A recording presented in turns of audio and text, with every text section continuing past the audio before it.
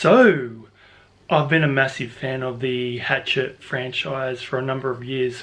When that first movie came out from Adam Green, it was a true love letter to the slasher genre, featuring a lot of the tried and true heroes from these other iconic horror movies turning up in cameos through the series, and it's fantastic. And I've now got Hatchet 4. Victor Crowley has just landed in the mail. I've been looking forward to this one ever since I heard about it. It was a bit of a surprise on the fans that he released last year. So having Hatchet 4 Victor Crowley in my hot little hands, about to put it into the player right now and take a quick look. Kane Hodder as Victor Crowley. So cool.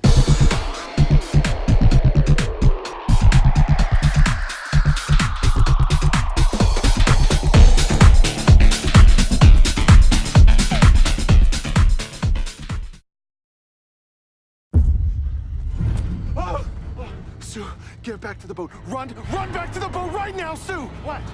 What? So Victor Crowley is back. The Hatchet series, created by Adam Green, is a fun slasher franchise that really kind of pays homage to previous slasher films. It's over-the-top gory and has a real amazing sense of fun with these films. They've attracted actors from previous horror movies and from different genres and different franchises to appear in this one, and it's a true love letter to the horror genre, and Adam Green has really crafted quite a truly iconic, scary beast of a man played by the wonderful Kane Hodder, who is everybody's favourite Jason Voorhees from the Friday the 13th franchise, and he really kind of relishes the role here of Victor Crowley. A very different performance from his Jason Voorhees role, where he was kind of like slow, very menacing. Well, we know what Jason's like, but what Kane Hodder brought to that role was the real kind of the deep breathing and the real personality to an otherwise very quiet, lumbersome killer who is just beloved by so many people. So Kane Hodder is one of the favourite Jasons out there for a good reason. He was a real crowd favourite and he's awesome. And what he gets to do here with Victor Crowley is so different. He really uses his body language, his movements, just the look in his eye, and he crafts a really different creation here, and it's fantastic to see. Look, see? I don't even think it's a motion sensor. I think it's on a timer. So the original Hatchet was out in 2006 by Adam Green, and then the follow-up Hatchet 2 was released in 2010, also directed by Adam Green. However, Hatchet 3, which came out 2013, was directed by BJ McDonnell, and it was a bit of a departure for Adam Green, but he came back to Hatchet 4, Victor Crowley, because he was inspired by the death of Wes Craven. Wes Craven being the master of horror and giving us such amazing films like The Nightmare on Elm Street, creating Freddy Krueger and the Scream franchise. Adam Green kind of realised that his contribution to the horror genre was Hatchet, and he was really inspired to return upon Wes Craven's unfortunate passing. And also the late great George A. Romero actually encouraged him to come back and create more Hatchet films for the fans. So, and when George A. Romero passed, Adam Green was just like, well, he's doing it. So he's returned back to the series and gave us Part 4, the latest in the Victor Crowley saga, entitled Victor Crowley. So obviously, yes, Kane Hodder returns to the role of Victor Crowley. Parry Shen returns as Andrew.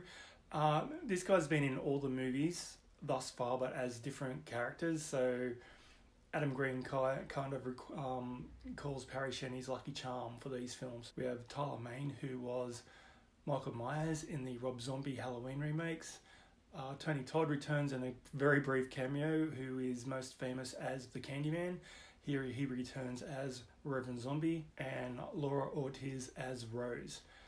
Now the rest of the cast is pretty much cannon fodder, so I'm not going to really go over everybody in this film because you probably haven't heard of them anyway. These are the main players. And full props to Laura Ortiz.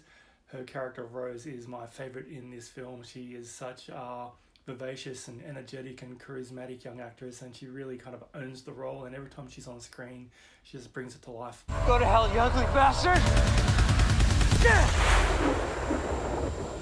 We are so dead.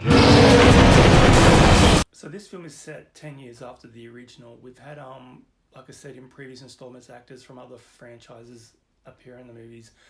The last ones was Danielle Harris, who coming from Halloween, the original series of movies, and also from the Rob Zombie Halloween movie as well. She was fantastic in those roles. She's a true horror scream queen. She might turn up in this one, she might not. I don't want to give away any surprises. And one of the things Adam Green does for his cast is every night before they start production, he takes them to a movie, and they kind of just sit there in silence and they watch the movie together. They bond, and it kind of just reminds them as to why they're there and to reinvigorate the love of cinema, which I think is really cool, giving everyone a sense of purpose and getting everyone together and just bonding, and before starting a massive venture like making a movie is really cool. So Parry Shannon plays Andrew, who was a survivor of the Honey Island Swamp Massacre 10 years previous to this one. He is on the publicity trail. He's trying to get his name out there, and he's got a book published, and he's going on all the talk shows and just trying to get the word spread that Victor Crowley is not just a ghost, he's not just a legend, because everyone thinks that Andrew is the real culprit behind the murders. Nobody's really believing the ghost story, so he's convinced by his publicist to go back to the swamp. They offered $600,000. And conduct an interview there. And when he's there, he is introduced to a trio of filmmakers who are trying to make a mock trailer because they want to make a movie based on the original movie itself. And also we have the crew from the Sabrina show who have come along to hold the interview for him. And a small camera crew and a host, and they fly us in the private network jet. Okay, I've told you 1,000 times, I'm never going back to that swamp. So we've got a fair number of people in the swamp. I'm not going to give away too much of the plot, but there is a plane, and the plane crashes into the swamp.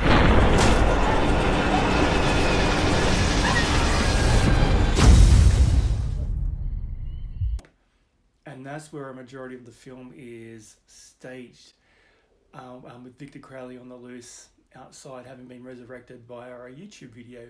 I'm not going to go into too many details. Watch it to see for yourself. It's kind of weird. One of the glorious things about the Hatchet franchise and the glorious Victor Crowley is that these movies are practical effect heavy. These movies do not shy away from the blood and the gore, and they just relish in delivering shock and horror to the screen.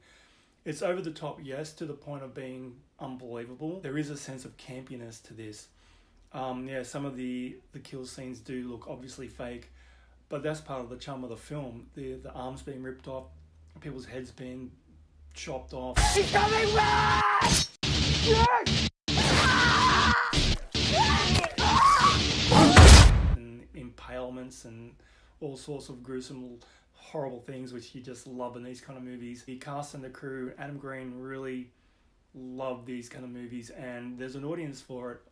I'm in that audience. I love my horror slasher flicks. I was raised on Nightmare on Elm Street and Jason Voorhees, and the gorier the better. It's just a fun romp at the movies, and yeah, you don't take this stuff seriously. Yeah, it's violent cinema, but you always know that it's just play, and it's meant to scare and entertain you. And it can be a reflection on society, and some of the best, smartest horror stories do tell a tale about today's society and a snapshot of what's out there, and more often than not, the real world is way more horrifying than any of these scary movies can give us. So for the movie itself, I found it very enjoyable, but it did kind of lack some of that kinetic energy which was in the first few movies, especially the first one. It's just so over the top, and it was just a real sense of fun, and the first appearance of Victor Crowley in that first film was just amazing, and the kills was second to none. Here we do have a little bit of a lull. A lot of the movie is set, like I said, in the plain, in the swamp, so that kind of stagnates a little bit. Would you like Xanax, Ambien, Valium, Oxy? I've got heavier stuff if you want. The pacing is a little bit off. You just want to kind of get to the swamp, and you want to get to Victor Crowley, and you want to get to all the gruesome kills, so it doesn't really deliver that right up until like the last 10 minutes of the movie. And once they're out of the plane and the survivors are running through the swamp and Victor Crowley is screaming in the background and stalking them, that's when it really kind of kicks back into gear again. So yeah, it was a fun movie, but it was a little laggy. But like I said, the special effects and the gruesome kills when they did occur were a lot of fun. The first few movies were so great. Like part 1 and part 2 are fantastic. I don't really remember a lot about part 3. I know I enjoyed it, and I was very happy to get another part in the series. I'm glad he's back. It's just a little bit not as good as the others. I'm going to give this one a 7 out of 10, only because the special effects and the gore factor were amazing. Loved the practical effects. Very little CGI use in this as far as I could tell. But it just has a real sense of fun, and Victor Crowley is really an amazing creation. He's brought to life by Kane Hodder in a marvelous performance, and he's truly gruesome. And yeah, he's. I hope he sticks around. I don't know how they're going to bring him back after the ending in this one. Just saying, a little bit final, but these guys always come back in these movies. So yeah, Victor Crowley, it's definitely worth a watch. If you're a fan of the Hatchet franchise, definitely pick it up. Would love to do a bit of a marathon on these one day, because I haven't seen the other movies for a long time, and catching up with the Hatchet franchise is definitely on my list of things to do, because I love it a lot. It's great. It's a great film franchise, and Adam Green's really done quite a good job in bringing Victor Crowley to life. Anyway guys, that's my review on Victor Crowley, Hatchet 4, a lot of fun, 7 out of 10, pick it up, and I'll catch you in the next video. Thanks for watching. Austin's dead. Dude, I'm right here. Austin's alive.